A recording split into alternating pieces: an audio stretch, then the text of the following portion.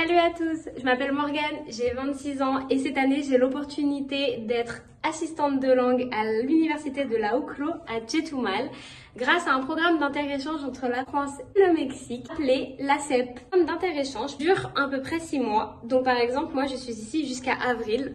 On pourrait se demander quel est le rôle d'un ou d'une assistante de langue. C'est très simple, notre rôle principal est de diffuser et partager notre culture. Également d'apprendre la culture du pays dans lequel on vit, à travers les habitants ou à travers les apprenants. Moi, je viens de Paris. J'habite à Montsouris. Il faut savoir que Paris est assez grand, mais petit pour les touristes. Pourquoi? Parce qu'on a le Paris touristique et on a le Grand Paris, donc la Grande Couronne. Dans le Paris touristique, on a des arrondissements.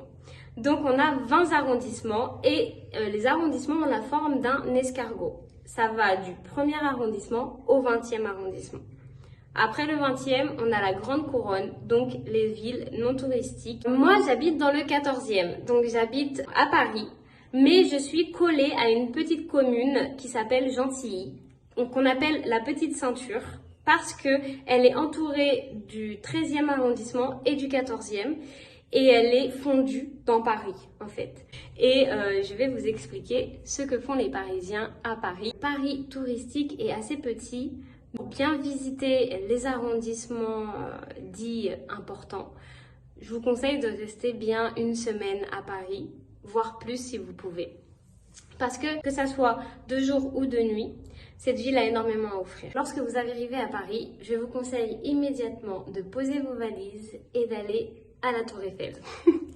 Pourquoi? Parce que c'est un des monuments les plus célèbres de Paris avec ses 324 mètres de hauteur.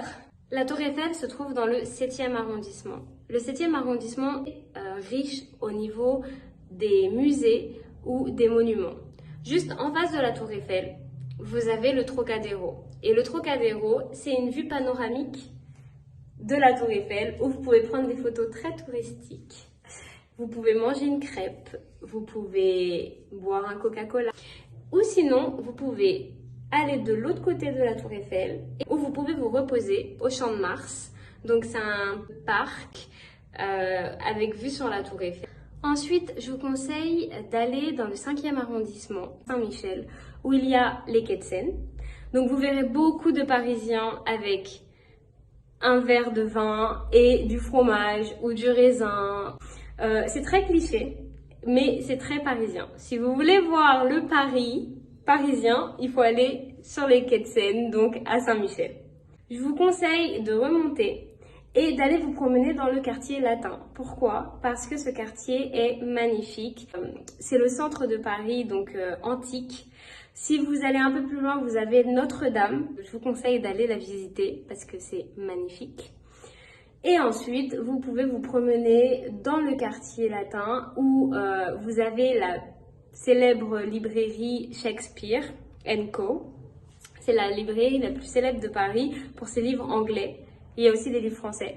Mais elle est très rustique, très ancienne et généralement les Parisiens adorent. Et vous pouvez aussi voir la Sorbonne. En tant que Parisienne, j'ai fait mes études à la Sorbonne. C'est une des universités les plus célèbres de Paris. Non seulement pour son architecture, parce qu'elle est classée patrimoine mondial, mais aussi par rapport à ses études. C'est une des universités les plus réputées, les plus prestigieuses de France. Une fois que vous avez visité le 5e arrondissement, ce que je vous conseille de faire, c'est d'aller au musée. À Paris, on a énormément de chance d'avoir des musées. On a beaucoup de musées, beaucoup d'expositions. J'ai travaillé 2 ans dans 2 musées. Donc le premier, c'est le Petit Palais, que je vous conseille de visiter. En plus de ça, il est gratuit. Et il est magnifique, il est sublime. Donc le Petit Palais et le musée de la mode, donc le musée Galliera, c'est le musée Chanel. Celui-ci n'est pas gratuit, mais je vous conseille d'aller à Montmartre. Pour ma part, Montmartre est mon quartier préféré. Montmartre, c'est le quartier des poètes, c'est le quartier des artistes. Quand vous allez à Montmartre, vous avez beaucoup de personnes qui peignent, vous avez beaucoup de personnes qui dessinent, vous avez beaucoup de personnes qui jouent de la musique. C'est vraiment un petit Paris et et j'adore, je suis fan, je suis amoureuse de Montmartre. Je vous conseille de manger un maximum de choses à Paris, donc manger un sandwich, un parisien, le classique. Vous pouvez manger des éclairs au chocolat, vous pouvez manger des croissants, vous pouvez manger des pains au chocolat. Vraiment, profitez de la gastronomie française parce qu'on a la chance d'avoir une richesse culinaire, tout comme le Mexique d'ailleurs. Et je pense qu'on doit goûter le maximum de choses. Vous pouvez aussi utiliser le métro, vous pouvez utiliser le bus, mais vous pouvez faire des tours touristiques. Alors personnellement, moi j'adore aller au bateau mouche. Donc c'est un bateau qui vous fait le tour de la Seine et qui vous fait découvrir les arrondissements et les monuments les plus célèbres en bateau. C'est très romantique. Pour les Parisiens, on va bruncher le dimanche et on va aller au musée après. Ou sinon, on va manger dans des brasseries. Et les brasseries, c'est très typique de Paris parce qu'il y en a très peu dans les autres parties de France. Mais c'est comme une cantine et un bar. Généralement, on prend des frites et un beefsteak, le classique de Paris. Ou alors une soupe à l'oignon, le classique de Paris.